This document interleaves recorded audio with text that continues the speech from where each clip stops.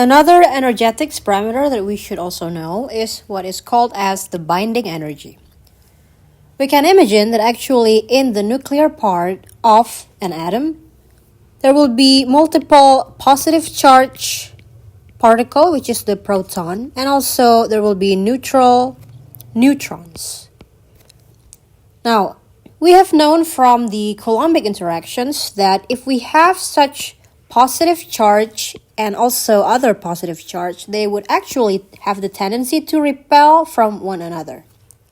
Therefore, we can deduce that there should be a form of energy that binds these positive charges together so they all stay intact in the nuclear without repelling one another, so that the atom could continue to exist. The energy that binds the protons together, we call them the binding energy, and normally we take the positive value, so it's actually the energy needed to be able to separate the nuclear into its subparticles.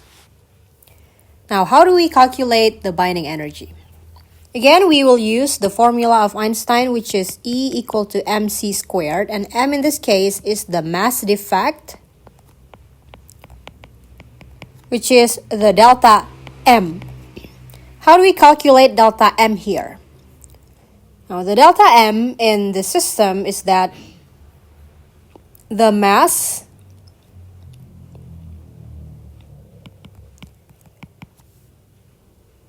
of all the protons, so we take first the sum of all mass of the protons plus mass of neutron, and then we will subtract this with the mass of the nuclei.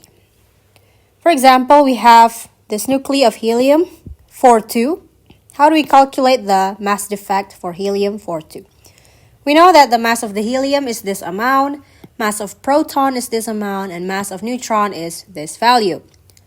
Now, you have to notice here that we have a lot of numbers behind the decimal places, and in this case, you cannot round them up, because otherwise you will probably end up with 0. Therefore, never round them up or round them down. Now, the delta m in this case will be 2 multiplied by the mass of the proton, because helium has 2 protons, plus 2 multiplied by the mass of the neutron, because helium also has 2 neutrons. We know this because it has 4 as the atomic mass, so the neutron has to be 4 minus 2, which is also 2. And after this, we will take the sum, and then we will subtract this with the actual mass of the helium nuclei. And in this case, we can immediately calculate this. So if you put the numbers in, then it should be this value plus 2,100,8665 minus 4,002,603. And you will get a positive value, which is 0.030377 AMU.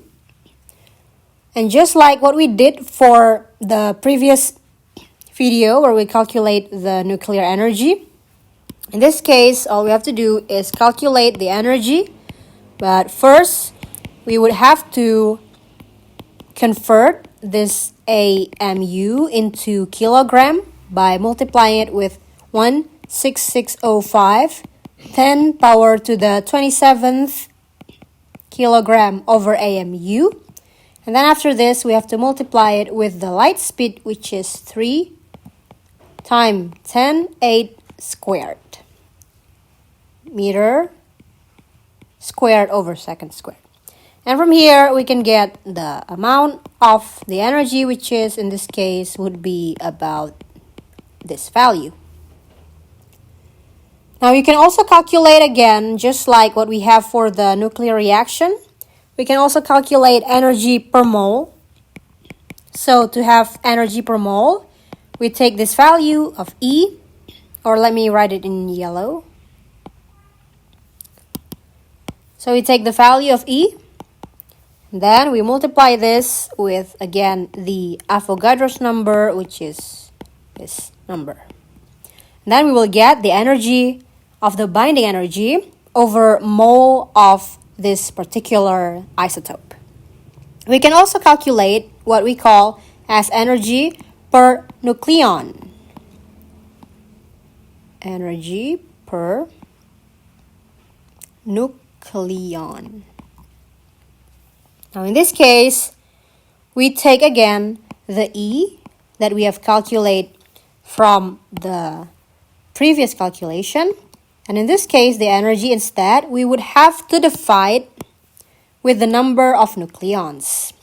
Nucleons are the total of proton and neutron. And in this case, it will be 4 because it has 2 proton and 2 neutrons.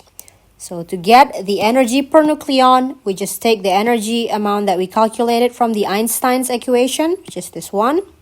Then we divide this with all of the nucleon members, the protons and the neutrons.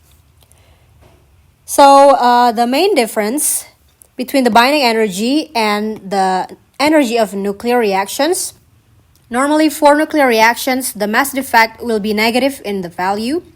Therefore, the energy will also be negative, indicating that it would release a lot of energy. However, for binding energy, it is defined as a positive value, so the energy needed to be able to break apart the nuclear of an atom. So the delta M will be the positive value, then the energy also will be of a positive value. Please pay attention to this.